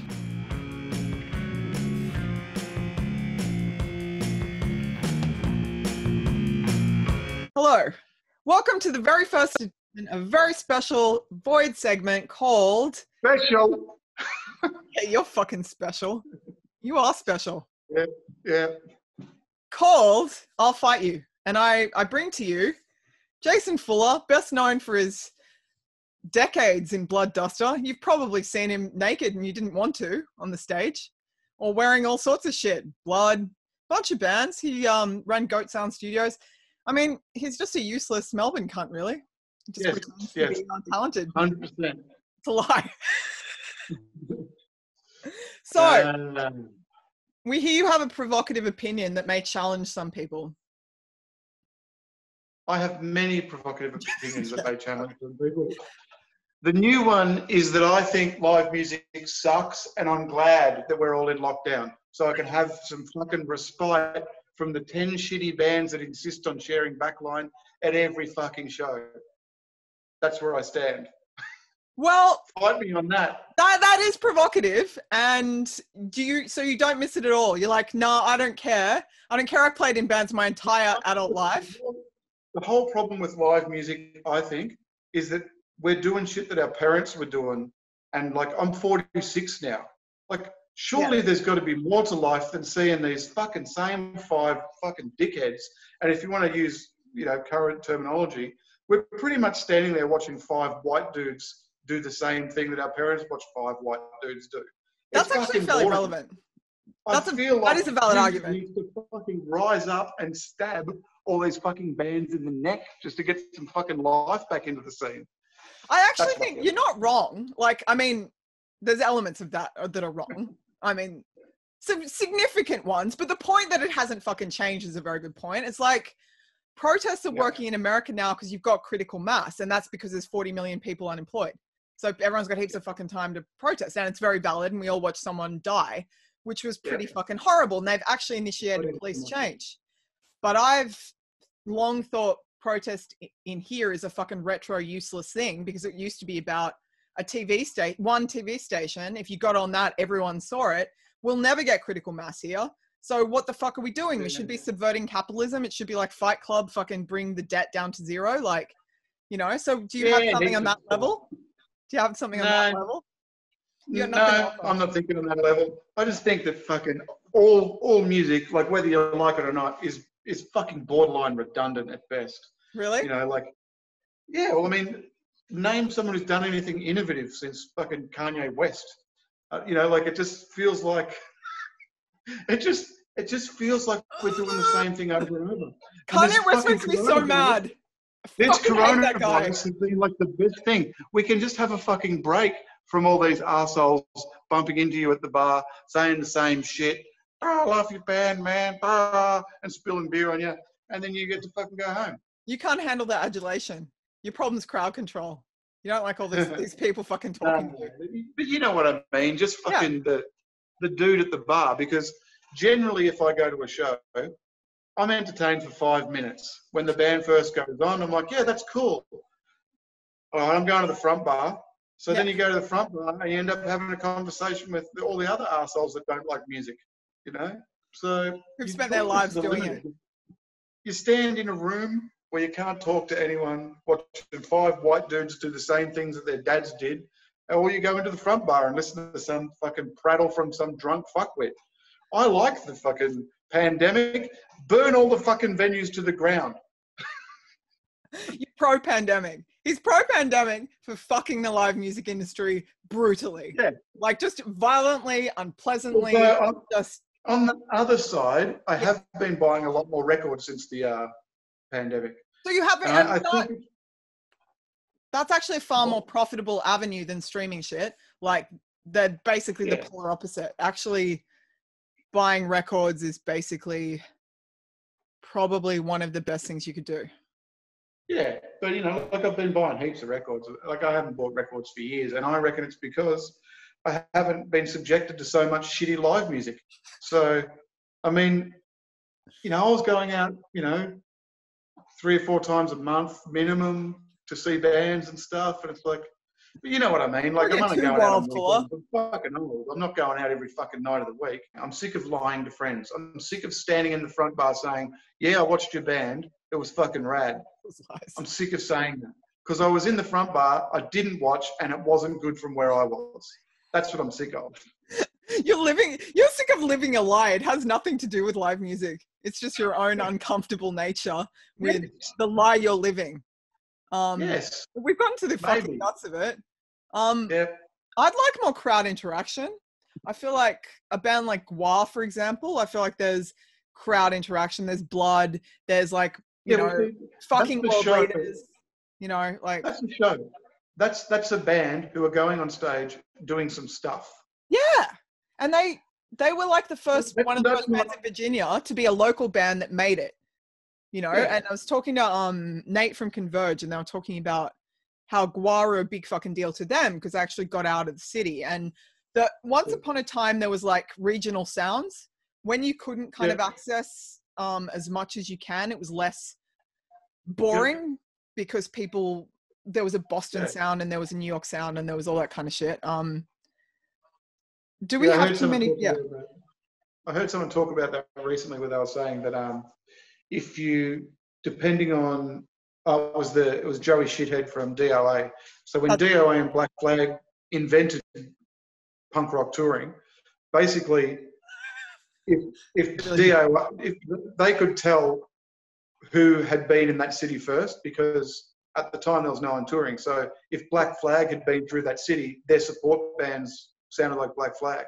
And if DOA had got there first, the support band sounded like DOA, because they were the only bands that were touring to all these regional areas. So what? I didn't know that. What? They invented touring? Pretty much. Invented punk rock touring. Getting in a van, not having a crew, and just fucking booking your own tour. The DIY punk rock tour. What year did this happen? DIY were doing it in Canada. Yeah. And, this would be in 1980. I learned a new thing today. Yeah. It's anyway. nice. Yeah. But the gentrification of music has happened just because of the internet opening up, and now there's fucking 4 billion shitty fucking gore grind bands all doing the same fucking Oompa Loompa beat and thinking they're innovative when they're not. It's garbage. I've been thinking about it because I've been listening to a lot. Gore grind bands. No one needs 50 gore grind bands. You just need 2. Yeah, so we did that. So that was fun. That was a good time. Oh my god. Oh my god. Can we be that Frank Zappa Valley Girl song? Oh my god. I don't know. You don't know it. These are just the things that I know. Unit. It's fucking terrible. It's a terrible song. Right. Totally. And Tina was so bitchin'. It's a joke song. Okay. Oh my god, gave me with a spoon. Yeah, that's an actual line. No, we're gonna have to get into. So we've got both. We've got some fairly broad areas to cover, and also we're inviting you all to, in the comments, provide suggestions for weird shit we can talk about and do, because we live in the modern world and we can do anything. Just to drop into a random idea out of my head, the plan ultimately with this show is for the 2021 summer festival season in America and Europe, we take this show on the road the entire time. So we're planting the seed right now. Because we reckon that the 2021 festival circuit is going to be enormous. It's going to be the summer of love. I think everyone's going to be bottled up after a year and a half of not having metal festivals. I reckon the whole next year is just going to explode. Yeah. And if we play our cards right, it'd be awesome to be there and to, well, do yeah. a show from those festivals. What did Wayne once say? It will be mine. Oh yes, it will be mine.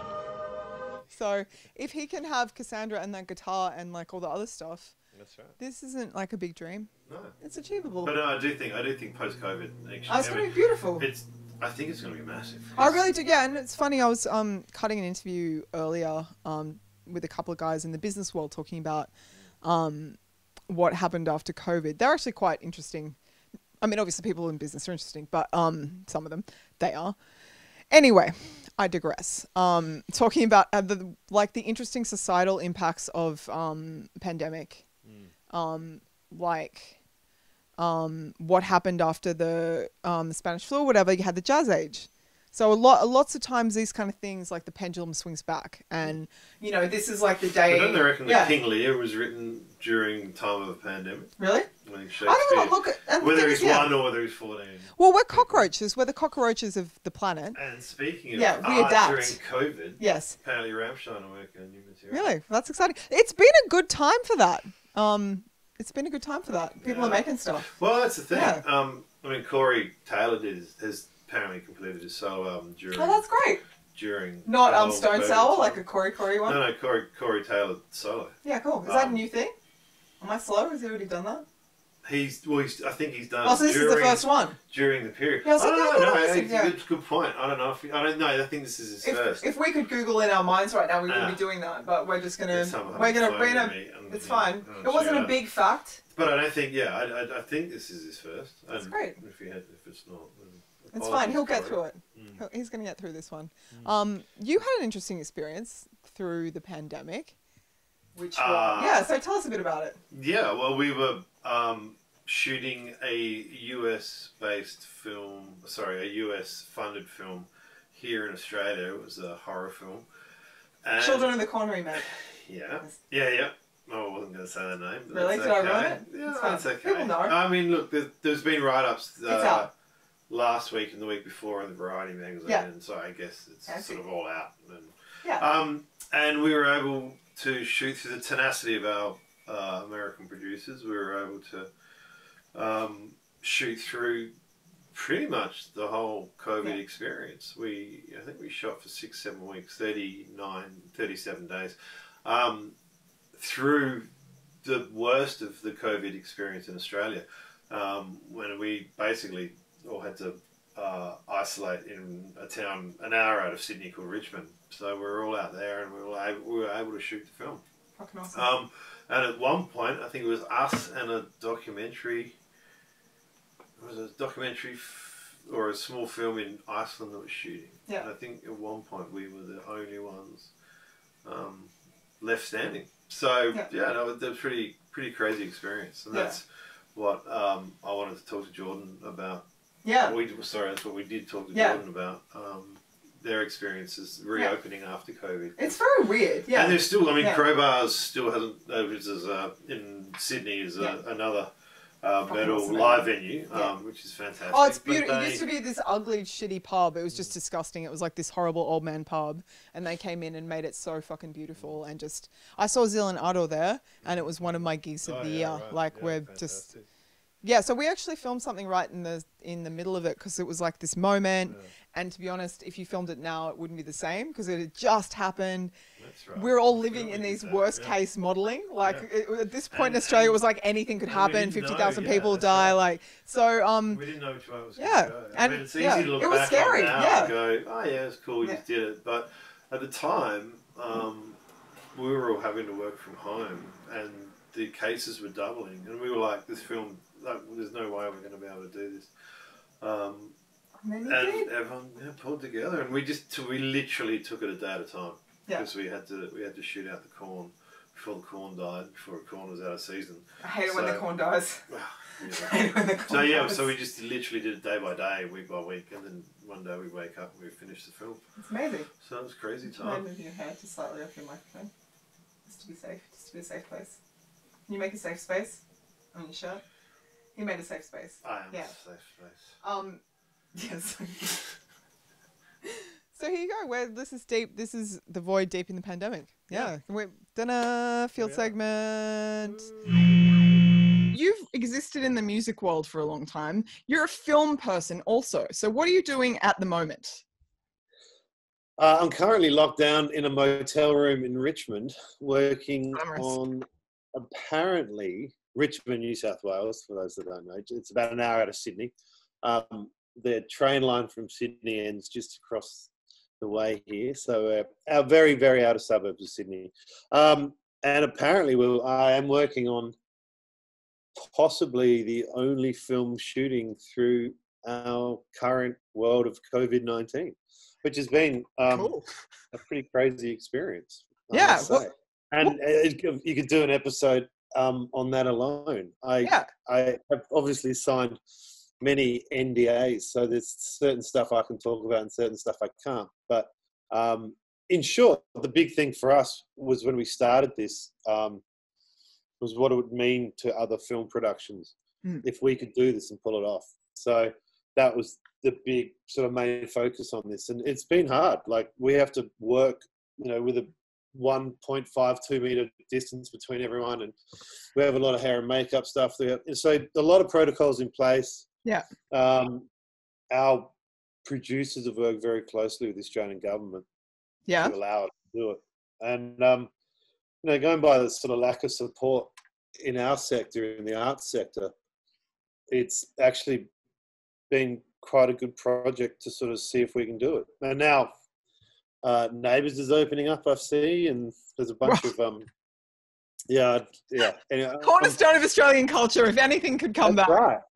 And we laid the path to get them going again. So it is quite interesting. A lot of commercials are starting to see that they can do this now, and there's a bunch of films that were shut down that are looking at gearing up again. So based on what we managed to do, so yeah, I mean, it's interesting in the fact that we started out thinking we could just maybe do day 1 or day 2, get through the first week, and anyway, we're on day 18, 19 now, and we're still going. So we had a lot of support from a lot of people from the government and so on and so forth. And I think it's important for us to do it to keep our industry going. Because everything sort of shut down. There's a lot of film technicians, a lot of arts, music, everyone that's standing by waiting for things to kick off again. That's a positive story, and there aren't many in the entertainment industry. And I think we should, because guys, we're just going to kind of talk about where we're at, but look at it in different ways, because obviously there's certain elements of here that are quite well tread. But I mean, I don't think there's been many industries as hard hit as the entertainment industry. I mean, you can't simulate a lot of this stuff. So to hear that you've kind of taken that step, I'm kind of curious, like, did you guys just go, nah, fuck it, we're doing it? I mean, obviously there are limitations to what you could say, but we're not stopping. Like, it's kind of fascinating. Like,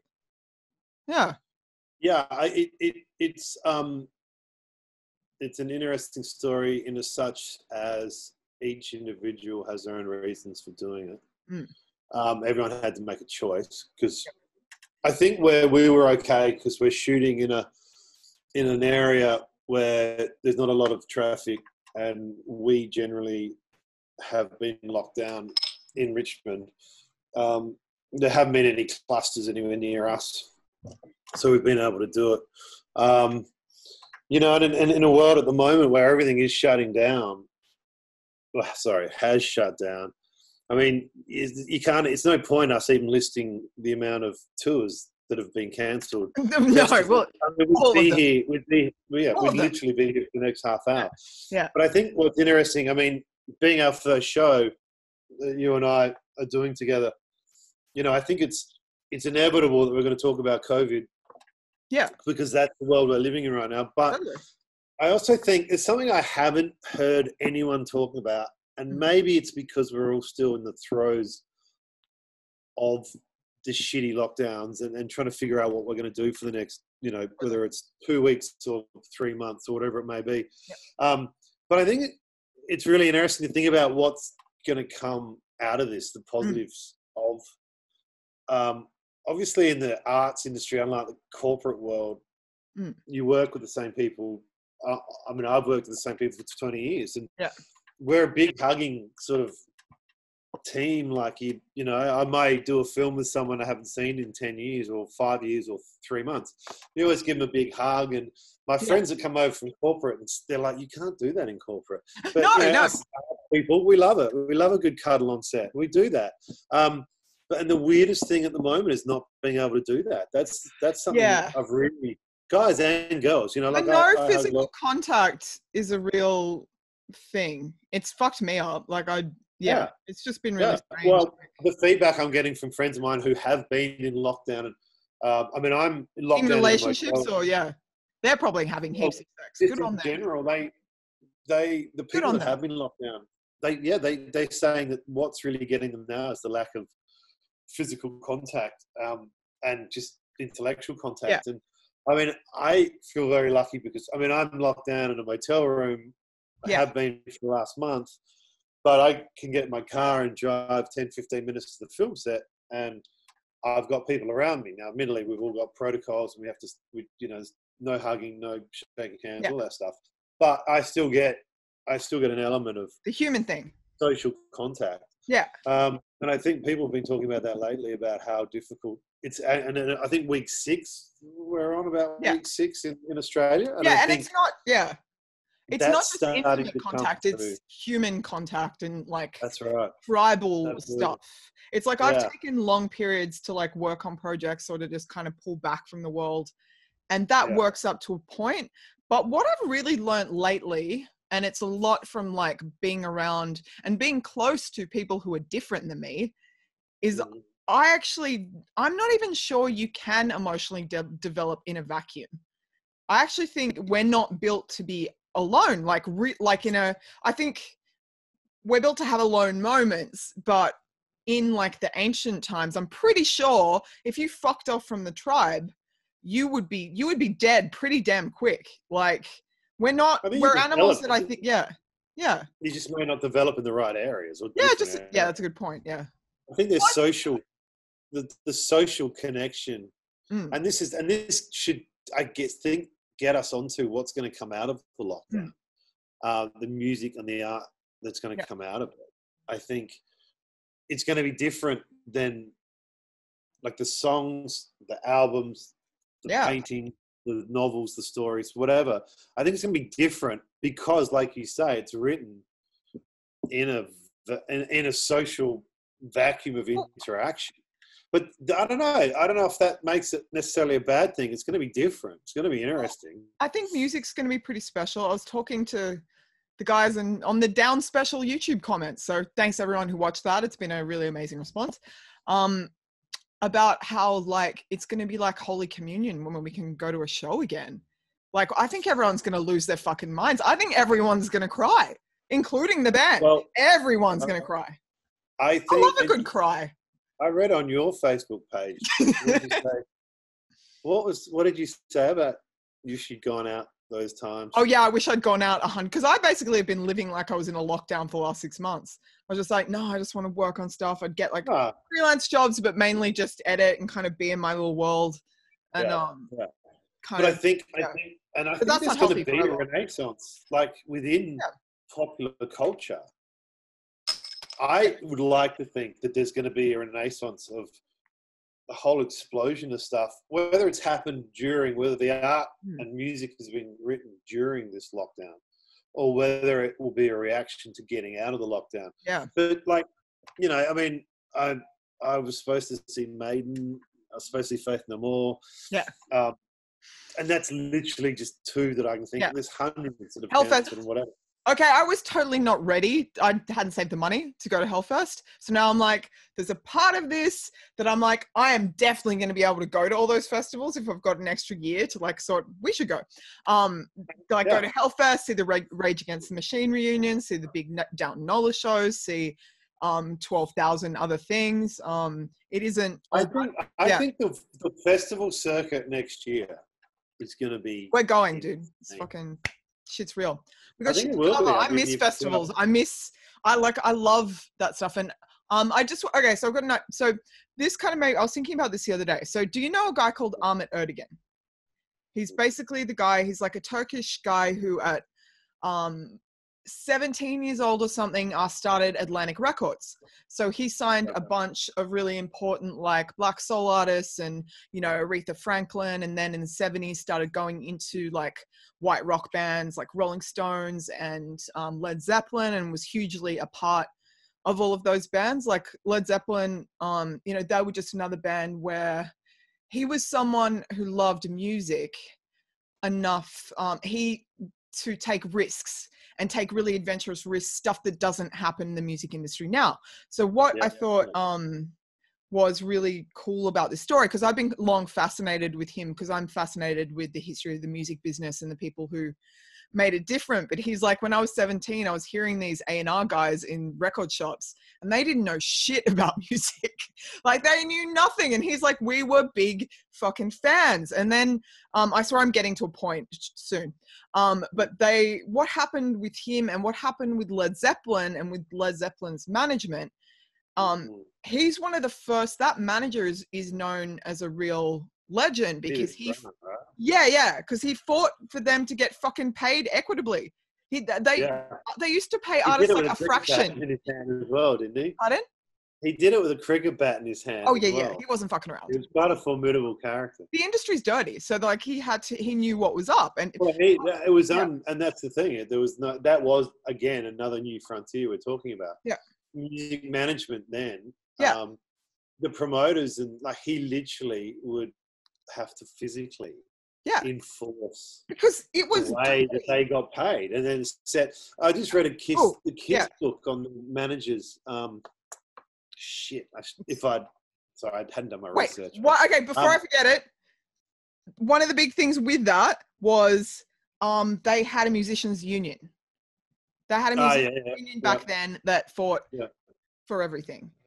And I was like, if musicians, it might be worth thinking about creating a union, even a global one, that actually you all pay dues into, everyone takes care of everyone else. So you've got some sort of a safety net, because musicians don't have a safety net. And I'm sure a lot of people out there know that. And okay, segue. So there's that. What have your experiences with music management taught you about the business? And because you've been a manager for a long time and you've been heavily involved. Can you tell us a bit about how you got into it and who are the artists you've worked with? And I grew up in Adelaide, and in the early 90s, got involved with a band that was called Bliss, and I didn't know anything at all. I was working I was at Adelaide University. I was working in the music section of the Adelaide University newspaper, and I was working in a kitchen, and the head chef was a MC, singer in a band, and got involved with them on the ground level. I grew up with Sia. She was 17 when I met her. With her first band was a band called Crisp, sort of during the sort of that jazz funk period of the 90s. Yeah. My boys were kind of like Prodigy meets Rage Against the Machine, so had nothing in common, but I used to put them on the same bills all the time because it was easy. But no, I mean, when I started out, you had the music. What was the name of it? The Music Business Network. It was like a book, the Bible. I think Phil Tripp had put that together. And we were only like the internet was literally early days. It was like hadn't really become what it was to become. And music management, coming out of Adelaide and then moving to Sydney with the band, and doing a little bit of tour management stuff and working with a whole lot of bands Skunkar and Swoop and Dig and Juice was another one. Yeah. But my band worked with them, and we did the Sydney beaches and stuff. And I know, like with Sia, I remember watching Sia and thinking, like, she needed, because really at the time there was like 4 or 5 guys that ran the music industry in Australia.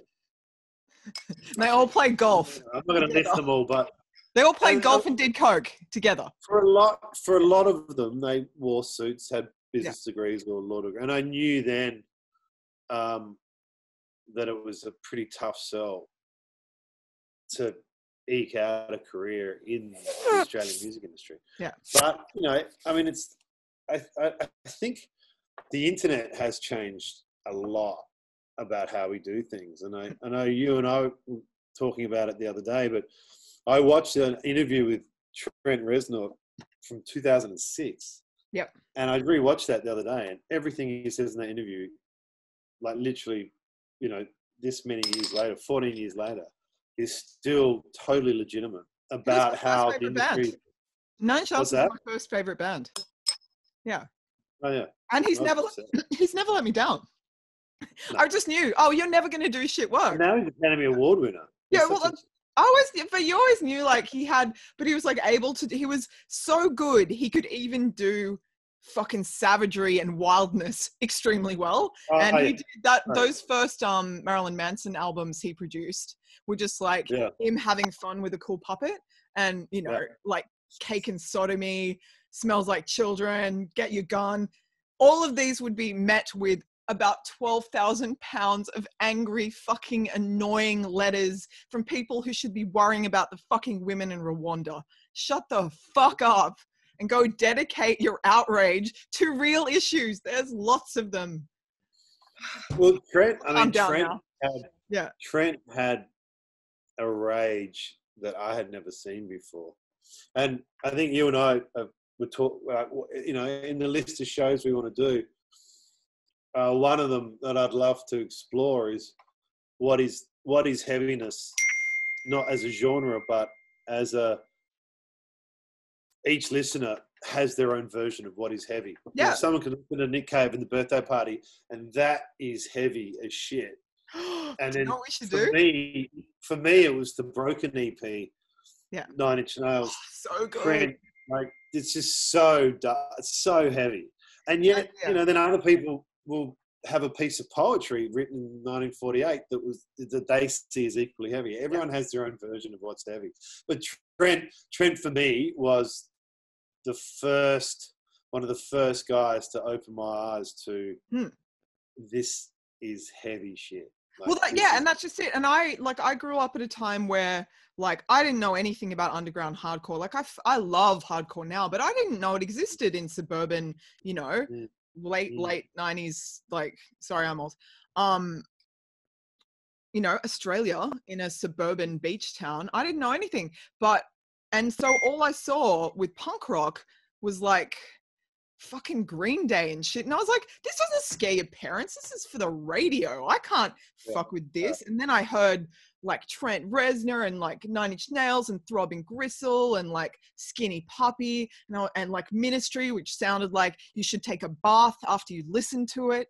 And, you know, I heard this Big Day Out story that the guy from Ministry, Al, wore a nappy the entire tour because he was so fucked up. And I was like, yeah, that's rock and roll. And then at that time as well, Marilyn Manson did a show at the Big Day Out, still one of the greatest things to ever happen to Australia, with a 30 feet sign that said drugs.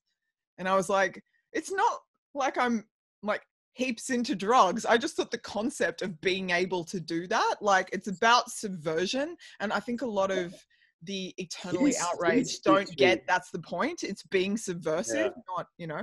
Sorry, I'll get down now. No, but I mean, and that's the thing about heaviness. It's like everyone has their own version of what's heavy to them. Yeah. You know, and for me, it's production. Like, I think for me, what truly defines a heavy song is production. Like depth, like actual heaviness, as in, like, it's got gravity. Well, one of the heaviest songs I ever, even now, Filter, Hey Man, Nice Shot. Yeah. Like, for me, that chorus in that song is still to this day. I remember watching it in a hotel room. We were touring with the band, and we were in the Cosmopolitan in Melbourne, which is an old, you know, sort of, and we're like, you know, there must have been 8 of us hanging out in the hotel room watching Rage at 2 o'clock in the morning, and Hey Man, Nice Shot came on. And to this day, like, it came on a playlist I was playing at work the other day.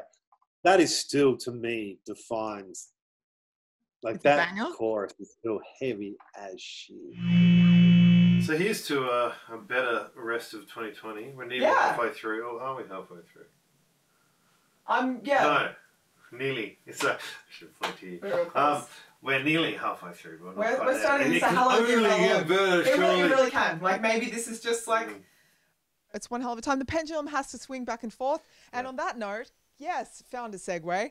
I bring you the mighty Dave Brockie of GWAR, a man who is not only a ridiculous lizard, and the thing of your mushroom nightmares, a great musician, a Washington, D.C. punk rock kid, and one of my favorite interview subjects. He's also extremely passionate about protest and punk rock. And as he says, unless you're inspiring insurrection and revolution in the street, your band ain't shit.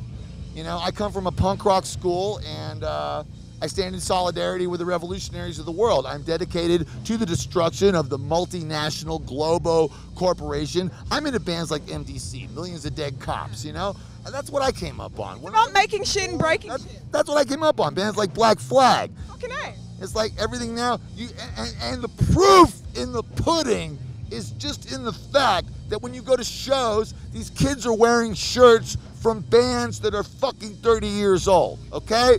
So fucking get a grip. Come up with something new. And to balance out this pendulum swing, as I said, the pendulum must swing, I will bring you Nick Gibbs, one of my best friends in the universe and one of the greatest vocalists of all time, with a song to soothe the savage beast.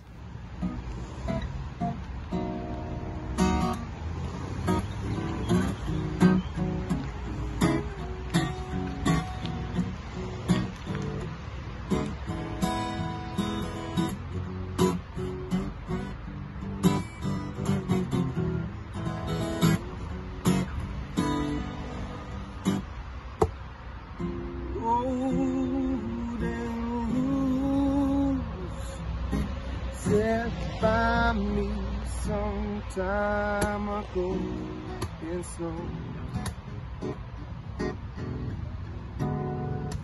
frozen things scribbling, tiny words of thoughts of drops of icicles, yeah.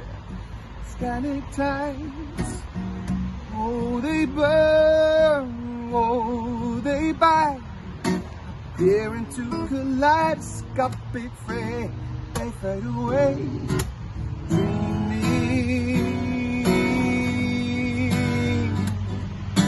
dreaming, golden rules etched into my sleepy head in bed. Drifting wings, waking up to feeding through the fireflies. Open wide, whoa, they burn, whoa, whoa, whoa, whoa, they bite. Appear into kaleidoscopic frame, they fade away.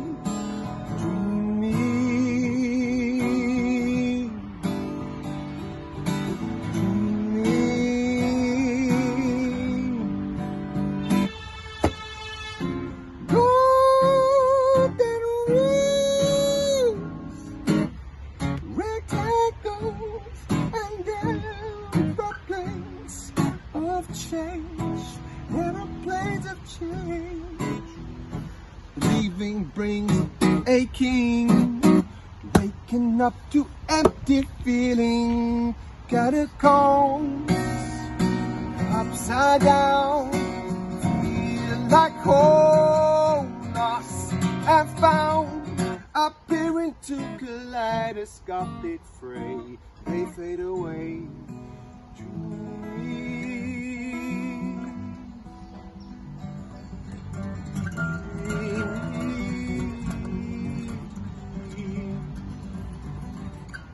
Under my tree and dream. Oh, under my tree with my family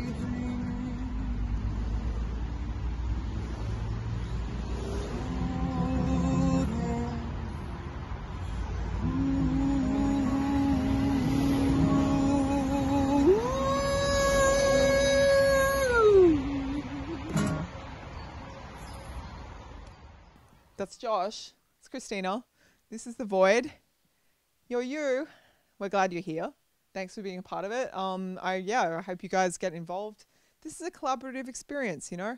We're really excited. Yeah, we'll have Spotify. We're looking at doing a Spotify playlist for each episode.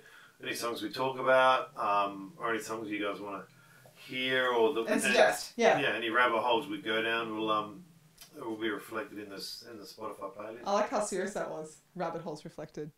That was real serious. Yeah. That's good. That was me digging. I need some more shit to listen to, and it's pretty good. Yeah. So, there. Just scratch the surface. Yeah. Like literally scratch the surface. Like a little bear. Yeah. May your day, night. Actually, those are the only two options. Be most triumphant. This is the first time I've done this, so yeah. we will get better, all right? Yeah. And well, you're amazing. Yeah. I have a lot to learn. No, so thanks for being with us and bearing with us and be excellent to each other. Be excellent to each other. And may your day be most triumphant, or night.